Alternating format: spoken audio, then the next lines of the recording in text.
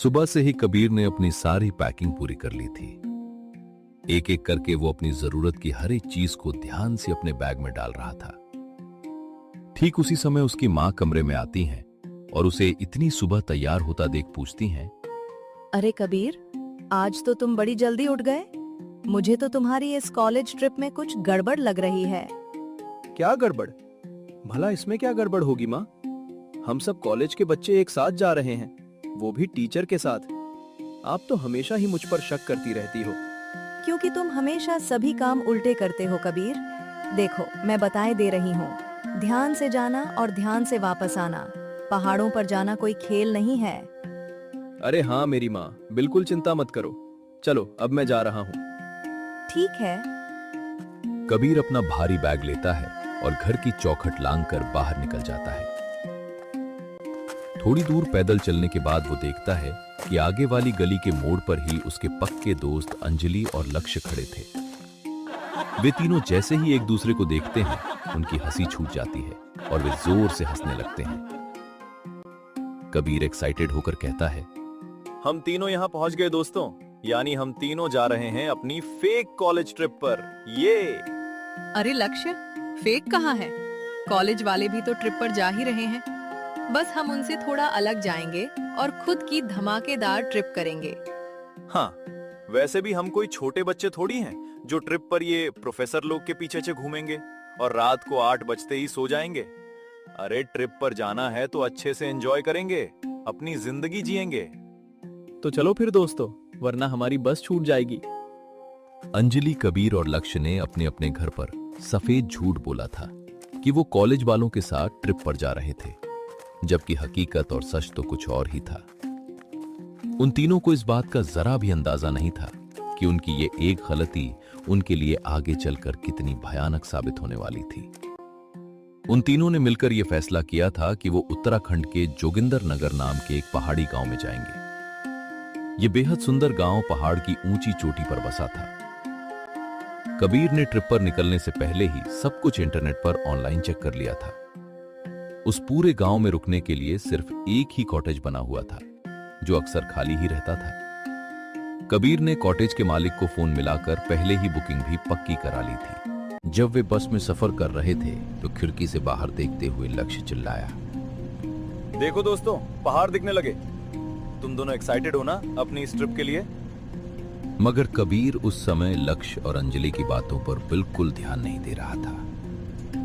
ऐसे वीरान और सन्नाटे से भरे पहाड़ की चोटियां उसने अपनी जिंदगी में पहले कभी नहीं देखी थी। दूर दूर तक कहीं कोई दूसरा गांव दिखाई नहीं दे रहा था। ये सब वीरान मंजर कबीर को अंदर से बड़ा अच्छा लग रहा था। पूरे 6 घंटे का लंबा सफर तय करने के बाद कबीर, लक्ष्य और अंजलि आखिरकार अपने स्टॉप पर पहुंच जाते हैं। चारों तरफ सन्नाटा देखकर लक्ष्य ने घबराते हुए कहा, यहाँ तो घर नहीं दिखाई दे रहे हैं कबीर, और ना ही कोई गांव वाला। बस ने हमें काफी पहले उतार दिया क्या? अरे नहीं लक्ष्य, हम सही उतरे हैं। गांव तक जाने के लिए ये जंगल वाले रास्ते से थोड़ा चलना पड़ेगा और फिर हमें हमारा कॉटेज दिख जाएगा। अच्छा फिर तो जल्दी चलो, इससे पहले ज्यादा अंधेरा हो। यही सोचकर तीनों दोस्त उनके ठीक सामने जो एक पतला सा रास्ता घने जंगल से होकर गया था, उस पर तेजी से चलने लगते हैं। उन तीनों के लिए यह बिल्कुल एक नया एक्सपीरियंस था और ये सब उन्हें मन ही मन किसी बड़े एडवेंचर जैसा रोमांचक लग रहा था। लेकिन जब 1 घंटा लगातार पैदल चलने के बाद भी उन्हें दूर दूर तक कोई गांव या अपना बुक किया हुआ कॉटेज नजर नहीं आता, तो धीरे धीरे उनका डर बढ़ने लगता है। कबीर यार, 1 घंटे से चले जा रहे हैं, कहीं हम गलत रास्ते पर तो नहीं आ गए? कहीं इस जंगल में भटक तो नहीं गए? अरे भटक नहीं सकते लक्ष्य, लौटने का एक ही रास्ता है।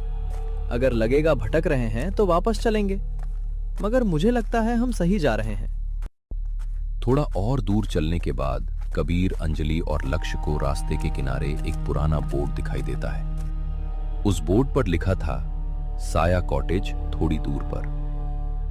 लक्ष्य ने बोर्ड देखते ही राहत की सांस ली और कहा, अरे तूने सही कहा था कबीर, वो देख अपने कॉटेज का बोर्ड, आखिरकार मिल ही गया। अंजलि ने अचानक बोर्ड को देखकर चौंकते हुए पूछा, क्या क्या हमारे कॉटेज का यही नाम था? रुको, अभी फोन में चेक कर लेती हूँ। अंजलि तुरंत अपना फोन खोलती है, मगर पहाड़ी इलाका होने के कारण उसमें बिल्कुल भी नेटवर्क नहीं था। ठीक उसी पल आसमान में बहुत तेज बादल गरजते हैं और बिजली की आवाज सुनकर तीनों दोस्त बुरी तरह सहम जाते हैं। यही नाम तो बताया था ना तुमने कबीर। और देखो, ये पहाड़ी इलाके कहीं बारिश शुरू हो गई और कुछ अनहोनी हो गई तो लेने के देने पड़ जाएंगे। चलो जल्दी वहां चलते हैं। कबीर को अंजलि की बात बिल्कुल सही लगती है, क्योंकि अगर इस सुनसान जंगल में उनके साथ कुछ भी बुरा होता तब उनके घर वालों को भी उनके बारे में कभी पता न चलता कि वे कहां गए हैं। यही सब सोचकर तीनों दोस्त बिना देर किए उस कॉटेज की तरफ तेजी से चल देते हैं। थोड़ा आगे रास्ता पार करते ही उन्हें एक छोटा सा कॉटेज दिखाई देता है, जिसकी बाहरी हालत देखने में कुछ खास अच्छी तो नहीं लग रही थी। लेकिन इस डरावने वक्त में अंजलि, कबीर और लक्ष्य को खुले आसमान के नीचे कुछ न होने से यही कॉटेज बेहतर लग रहा था। कमाल है, फोन की तस्वीरों में तो एकदम नया सा लग रहा था, और ये यहाँ सामने से कितना भूतिया सा लग रहा है। एक ही दिन में जाने हम कितने एडवेंचर करेंगे। पहले तो ट्रैकिंग कर ली और अब ये भूतिया कॉटेज में स्टे। अरे लक्ष्य, शुभ शुभ बोलो ना। वे तीनों अभी बाहर खड़े होकर बातें कर ही रहे थे कि तभी अचानक कॉटेज का मुख्य दरवाजा चरचराहट के साथ खुलता है और एक बूढ़ी औरत घूंघट ओढ़े बाहर निकलती है। ये भयानक मंजर देखकर तीनों दोस्त एकदम चुप हो जाते हैं। तुम तीनों का कमरा तैयार है। बारिश शुरू हो इसके पहले अंदर आ जाओ। सारी जरूरत की चीजें कॉटेज में ही मिल जाएंगी। इतना रहस्यमयी तरीके से कहकर वो औरत दोबारा कॉटेज के अंदर अंधेरे में चली जाती है। वो तीनों भी उस औरत के पीछे पीछे चुपचाप अंदर जाते हैं। कॉटेज की एंट्रेंस मुख्य हॉल किसी बहुत पुराने जमाने के घर जैसी डरावनी थी। वहीं काउंटर के पीछे एक छोटा सा दरवाजा बना था। तीनों वहीं हॉल में खड़े हो जाते हैं और उस औरत के दोबारा बाहर आने का इंतजार करने लगते हैं। तभी अचानक से रिसेप्शन काउंटर के पीछे जो छोटा दरवाजा था वो अपने आप खुल जाता है और वही बूढ़ी औरत वहां दोबारा आ जाती है। इस बार उसके हाथ में एक पुरानी ट्रे थी। इसमें तुम्हारे कमरे की चाबियां हैं और नाश्ता। ओ वाह वाह आंटी, आपका शुक्रिया, हमें इसी की जरूरत थी। हॉल के आखिर में 3 कमरे हैं। तीनों आपस में जुड़े हुए हैं। अच्छा ठीक है आंटी। मैं जा रही हूँ, अपना ध्यान रखना। क्या अभी यहाँ कॉटेज में और कोई नहीं है? और क्या पहले यहाँ कोई नहीं रुका? वो औरत बिना पीछे मुड़े चलते हुए कहती है।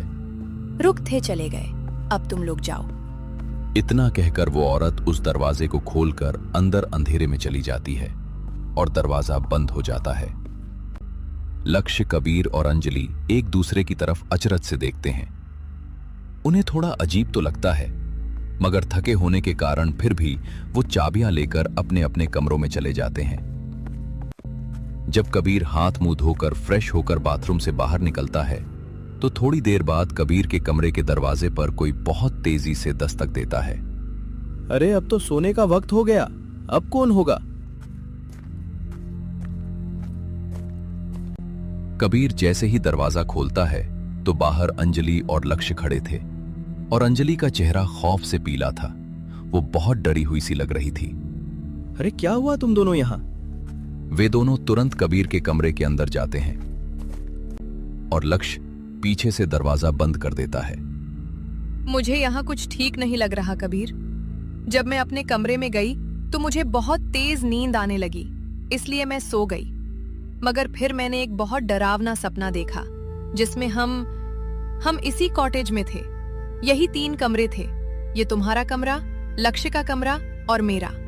लेकिन हम तीनों फांसी पर लटके हुए थे। हम मर चुके थे। क्या? चुप हो जाओ अंजलि, ये सिर्फ एक सपना था। कबीर यही नहीं, जब मैं अपने कमरे में बैठा फोन पर माँ से बात करने की कोशिश कर रहा था तो मुझे वहां ऐसा एहसास हुआ जैसे कोई मेरे कमरे में ही मौजूद हो। मेरे बाथरूम में से किसी के अजीब तरह से गुनगुनाने की आवाजें आ रही थी, मगर जब मैंने हिम्मत करके चेक किया तो वहां अंदर कोई नहीं था। अच्छा, मगर दोस्तों मुझे लगता है ये सिर्फ तुम्हारा भ्रम है। कबीर के मुंह से इतना कहते ही पूरे कॉटेज की लाइट्स अपने आप अजीब तरीके से जलने और बुझने लगती हैं। अंजलि डर के मारे जोर से चीखती है। लाइट्स अपने आप ऑफ ऑन हो रही थी कि तभी अचानक से वो पूरी तरह से बंद हो जाती हैं और हर तरफ अंधेरा छा जाता है। मैं लाइट्स का स्विच ऑन करके देखता हूं। लेकिन जैसे ही लक्ष्य अंधेरे में दीवार पर लगे लाइट्स के स्विच की तरफ कदम बढ़ाता है, अचानक से वो किसी अदृश्य धक्के से फिसल कर जमीन पर गिर जाता है और उसका सर सामने रखी शीशे वाली पुरानी अलमारी से बेहद जोर से टकरा जाता है। ये कैसा शोर था लक्ष्य? तुम ठीक तो हो? कबीर तुरंत अपने टॉर्च जलाता है और टॉर्च की रोशनी पड़ते ही वो ये देखकर दंग रह जाता है कि अलमारी का सारा शीशा टूटकर बिखर चुका था। वो किसी ने मुझे बहुत जोर से धक्का दिया कबीर। क्या? मगर यहाँ तो हमारे सिवा कोई नहीं है लक्ष्य। चलो मैं टॉर्च दिखाती हूँ और दरवाजा खोलती हूँ। कबीर और अंजलि जैसे ही कमरे के दरवाजे की तरफ बढ़ते हैं, मगर तभी अचानक से दरवाजे के बाहर जो मुख्य हॉल था, वहां से किसी के पैरों की पायल की आवाज आने लगती है। पूरे कॉटेज के सन्नाटे में ये आवाज जोर जोर से गूंज रही थी। कबीर, ये क्या है? कौन होगा बाहर? मुझे नहीं पता अंजलि, मगर हमें यहां से भागना होगा। तुम लक्ष्य को पकड़ो, मैं आगे बढ़ता हूं। वो अपने टॉर्च को हॉल में आगे की तरफ चमकाता है, मगर वहां सामने कोई नहीं था। जल्दी चलो अंजलि, लक्ष्य को लेकर बाहर की तरफ जाओ। अंजलि बिल्कुल वैसा ही करती है। वो लक्ष्य को संभालकर बाहर भागती है। कबीर की धड़कन इस वक्त बहुत तेज हो जाती है और वो जल्दी से आगे बढ़ता है। अंजलि और लक्ष्य किसी तरह दौड़ते हुए कॉटेज के मुख्य एंट्रेंस दरवाजे तक पहुंच गए थे। कबीर भी उनके पीछे आगे बढ़ता है, लेकिन तभी भागते हुए वे देखते हैं कि रिसेप्शन के पीछे वाला वो छोटा दरवाजा जहां वो बूढ़ी औरत अंदर गई थी, वो इस वक्त खुला हुआ था और उसके अंदर से एक रहस्यमयी रोशनी बाहर आ रही थी। चलो कबीर, अब फिर हमें वापस नहीं आना होगा। तुम चलो अंजलि, मैं अभी आया। कबीर धीमे से वो आधा खुला दरवाजा पूरा खोलता है और अंदर का नजारा देखकर पूरी तरह से चौंक जाता है। वो कमरा पूरा का पूरा खाली था, मगर वहां जमीन के बीचों बीच फर्श पर कुछ मोमबत्तियां जल रही थीं और उनके आसपास खून से ऐसे गोल गोल तांत्रिक निशान बने हुए थे, जिन्हें देखकर साफ ऐसा लग रहा था कि जैसे वहां कोई भयानक जादू टोना किया गया हो। ये देखते ही कबीर के होश उड़ जाते हैं और वो उल्टे पांव वहां से पागलों की तरह भागता है। बाहर निकलकर वो अंजलि और लक्ष्य को पकड़ता है और कहता है, चलो जल्दी चलो, हम यहाँ दोबारा कभी नहीं लौटेंगे। इस गांव में भी नहीं रुकना है।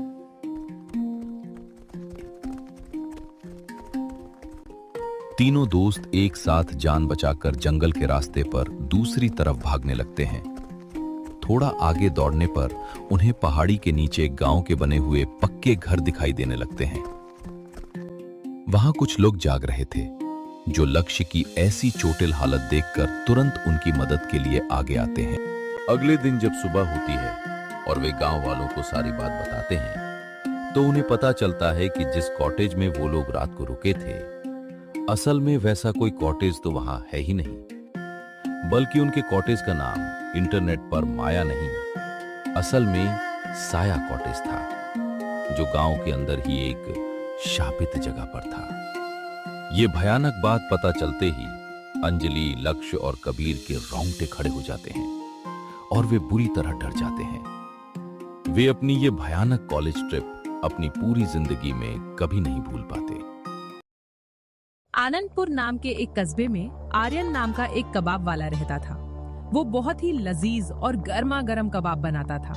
उसके कबाबों का स्वाद इतना मशहूर था कि दूर दराज के इलाकों से लोग खिंचे चले आते थे और उसकी दुकान पर हर वक्त ग्राहकों का तांता लगा रहता था। एक रात जब आर्यन अपनी दुकान पर काम कर रहा था, तभी वहां राघव नाम का एक आदमी आया। कबाब खाते हुए राघव आर्यन से कहता है, आर्यन भाई, सच कहूं तो मेरा मन करता है कि इन कबाबों के साथ साथ तुम्हारी उंगलियां भी चबा जाऊं। राघव और आर्यन की ये बातचीत पास ही छिपी एक पिशाचिनी सुन रही होती है।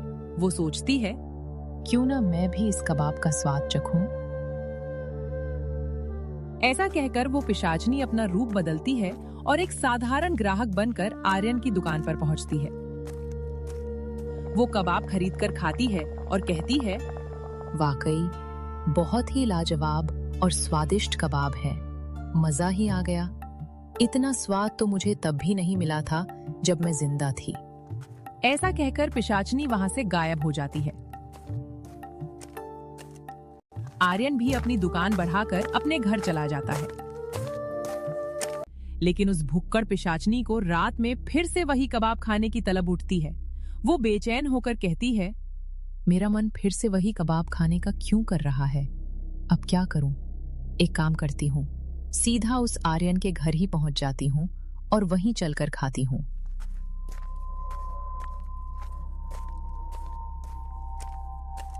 पिशाचनी कबाब के लालच में आर्यन के घर पहुंचती है।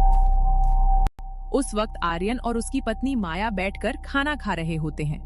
माया मुस्कुराते हुए आर्यन से कहती है, सुनिए जी, चिंटू के पापा, वैसे एक बात बोलूं, आपको मर्द नहीं बल्कि औरत होना चाहिए था। क्या गजब का खाना बनाते हैं आप। माया की बात सुनकर आर्यन हंसते हुए जवाब देता है, अरे मेरी माया डार्लिंग, इस घर की असली मर्द तो तुम ही हो। चलो अब तुम मजे से खाओ, मैं जरा बाहर ताजी हवा खाकर आता हूँ। ऐसा कहकर आर्यन कमरे से बाहर चला जाता है। जैसे ही आर्यन बाहर जाता है, पिशाचनी मौके का फायदा उठाकर घर के अंदर घुस जाती है और माया के शरीर में समा जाती है। माया की आंखें अचानक डरावनी और सुर्ख लाल हो जाती हैं।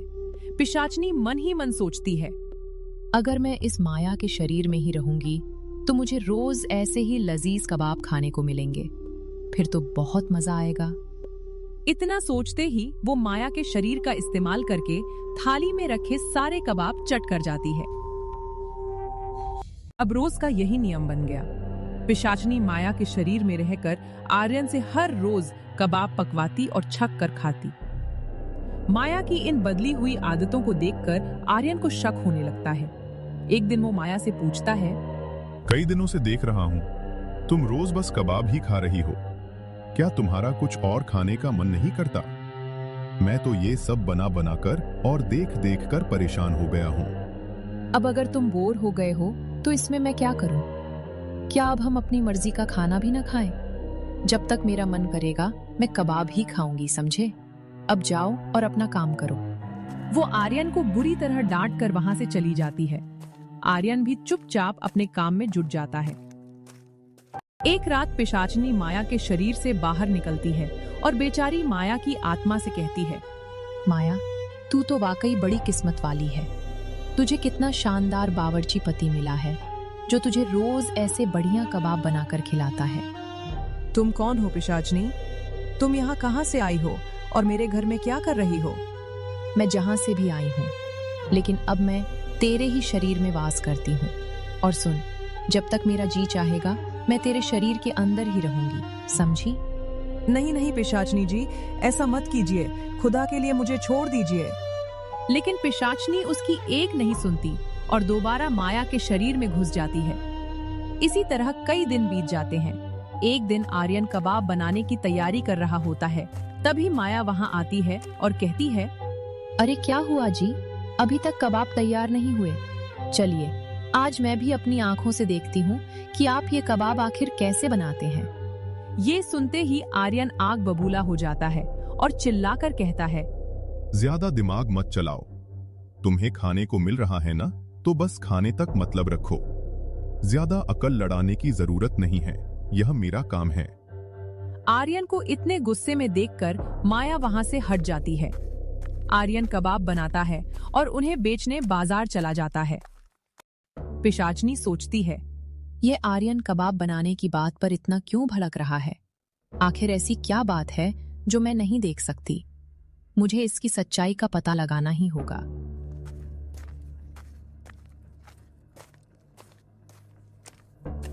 उसके बाद पिशाचनी माया के शरीर में आर्यन पर पैनी नजर रखने लगती है।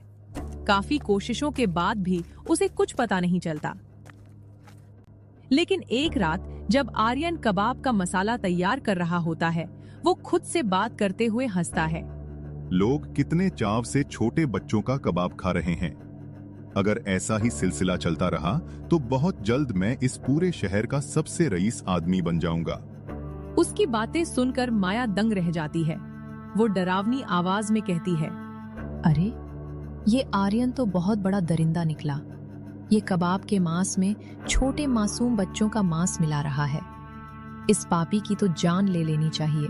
मुझे इसकी पत्नी को सब सच बताना होगा।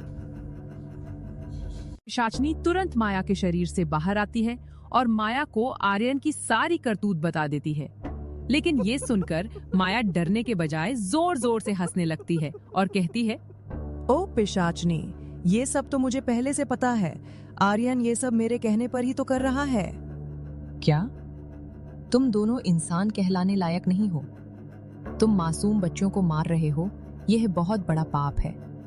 मैं तुम दोनों को अभी खत्म कर दूंगी। जैसे ही पिशाचनी माया पर वार करने चलती है, माया फिर हंसती है। तू मुझे क्या मारेगी? मैं तो पहले से ही मरी हुई हूँ। मेरा पति ये सब बलि इसलिए दे रहा है ताकि वो अपनी शैतानी शक्तियों से मुझे फिर से जीवित कर सके। तुम दोनों पागल हो चुके हो। क्या कभी किसी की बलि देने से कोई दोबारा जिंदा हुआ है? अभी वे बातें कर ही रहे होते हैं कि तभी गांव वाले हाथों में मशाले लेकर वहां आ पहुंचते हैं। वे पिशाचनी को देखकर चिल्लाते हैं, ओ डायन, हमारे बच्चों को हमसे छीनने वाली, हम तुझे आज नहीं छोड़ेंगे। नहीं भाइयों, मैंने कुछ नहीं किया। ये सब इस आर्यन और इसकी मरी हुई पत्नी माया का किया धरा है। तभी आर्यन वहां आता है और नाटक करते हुए कहता है, अब खुद को बचाने के लिए हम पर झूठे इल्जाम लगा रही है। गांव वालों, अब आप ही फैसला कीजिए। गांव वाले आर्यन की बातों में आ जाते हैं और कहते हैं, आर्यन भाई, हम आपको जानते हैं। आप कुछ मत बोलिए। हमें पता है ये पिशाचनी झूठ बोल रही है। इतना कहकर सब गांव वाले पिशाचनी पर लाठियों से हमला कर देते हैं। पिशाचनी किसी तरह वहां से अपनी जान बचाकर भागती है। जब सब चले जाते हैं तो आर्यन माया से कहता है, देखा मेरी प्लानिंग? अब ये गांव वाले हमेशा उस पिशाचनी को ही कातिल समझेंगे और हम अपना काम चैन से करते रहेंगे। वाकई आपका दिमाग तो बहुत तेज चलता है। उधर पिशाचनी जंगल में जाकर सोचती है, ये लोग मुझे अपना दुश्मन मान बैठे हैं, जबकि मैंने कभी किसी को नुकसान नहीं पहुंचाया। अब क्या करूं? तभी उसे एक सिद्ध बाबा तपस्या करते दिखते हैं। पिशाचनी उनके पास जाकर बैठ जाती है। जब बाबा की आंख खुलती है, पिशाचनी उन्हें पूरी कहानी सुना देती है। बाबा कहते हैं, बेटी, मुझे सब समझ आ गया। इस आर्यन को जरूर कोई काला जादू आता है जिसने अपनी पत्नी की रूह को कैद कर रखा है। मुझे उनके पास ले चलो। जब बाबा और पिशाचनी आर्यन के पास पहुंचते हैं, आर्यन हंसकर कहता है, क्या बात है, साधु और शैतान को साथ देखकर मजा आ गया। मूर्ख आर्यन, अपनी इस पत्नी की आत्मा को आजाद कर और ये पाप बंद कर, वरना अंजाम बुरा होगा। ऐसा कहकर बाबा दिव्य रोशनी छोड़ते हैं, जिससे माया की रूह गायब हो जाती है। आर्यन गुस्से में कहता है, तूने मेरा सब कुछ बर्बाद कर दिया। अब तेरी बारी है बाबा। लेकिन इससे पहले वो कुछ करता, पिशाचनी और बाबा अपनी शक्तियों से उसे सबक सिखा देते हैं। अंत में शांति स्थापित होती है और बाबा अपने रास्ते चले जाते हैं।